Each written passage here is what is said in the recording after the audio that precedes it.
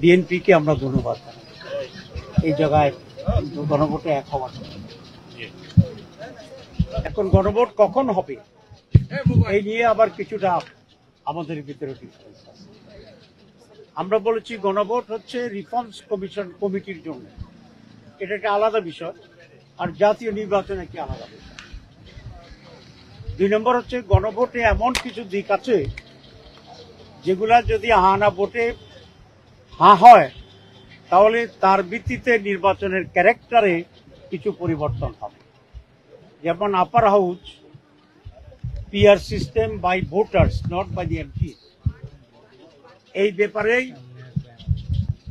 কমিশনের আমরা সকলেই সিদ্ধান্ত গ্রহণ করেছি, আমরা একমত হয়েছি। সুতরাং নির্বাচনের আগেই এই সিদ্ধান্ত জনগণের কাছে পৌঁছতে হবে এবং সেই সিদ্ধান্তের আলোকে জাতীয় নির্বাচনে আপার হাউসের ভোট হবে।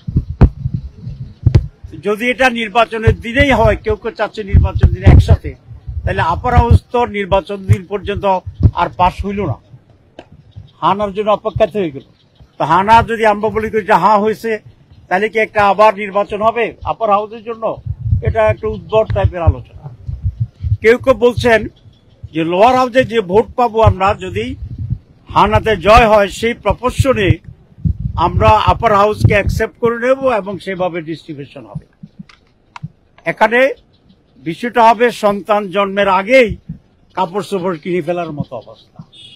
কারণ যেদিন ভোট হবে সেদিন পর্যন্ত তো আপার হাউস নাই, কিন্তু আপনি আপার হাউসের ভোট দিচ্ছেন, তো সেজন্য নাই যেটা সেটার উপরে ভোট হয় কি করে?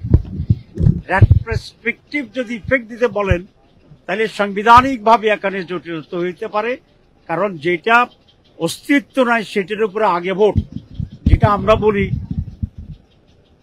গাড়ির আগে ঘোড়া চুড়ে দেওয়ার মতো অবস্থা, ঘোড়ার আগে গাড়ি চুড়ে দেওয়ার অবস্থা।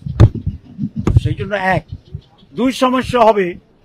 একই দিন যদি হয় তাহলে বিএনপির লোকেরা মরিয়া হয়ে চাইবে ধানের শীষের ভোট বাড়ানোর জন্য। আমাদের জামাত ইসলামীর লোক বা অন্য দলের লোকেরা তার স্ব মার্কা জামাতের পাল্লা মার্কায় ভোট দেওয়ার জন্য জানছেন। ঐকমত্য কমিশনের ব্যালট আছে কি না এটা দলীয় লোকদের আর মাথায় থাকবে না, কারণ যে কোনো ভাবে জিতে হারার কষ্ট আছে। আমরা তো ভোট করছি, ইলেকশনের দিন ক্যান্ডিডেটেরও মাথা ঠিক থাকে না, সমর্থক ভোটারদেরও মাথা ঠিক থাকে না। সেই জন্য যেটা হবে যে আইদার ভোট ধানের শীষ পাবে, নয় জামাত পাবে বা অন্য দল যারা তারা পাবে, ঐকমত্য কমিশনের ব্যালট সাথে লইয়া আমাদের বামুনিরা বাড়ি চলে যাবে। ভোট কাস্টিং আনা ভোটে একেবারেই অপ্রতুল হবে, কারণ সেই দিন এটা কোনো গুরুত্বই থাকবে না।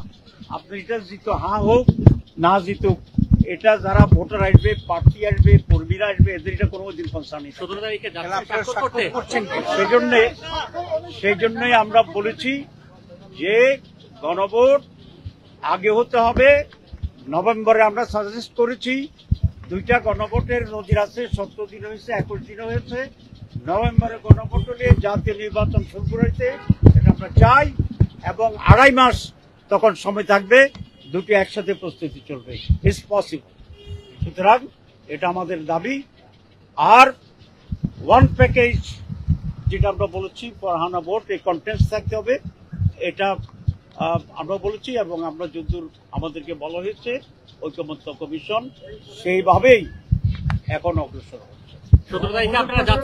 17 তারিখে আমরা আশা করি যাব, এবং সিগনেচারের ব্যাপারে তো প্রশ্ন করবেন কিনা, সেই প্রশ্নের জবাবটা দিয়ে বলতে চাইতেছি যে মাত্র 1 দিন বাকি আছে, ওই দিন গেলেই ইনশাআল্লাহ দেখে দিবেন, জেনে যাবেন। ধন্যবাদ।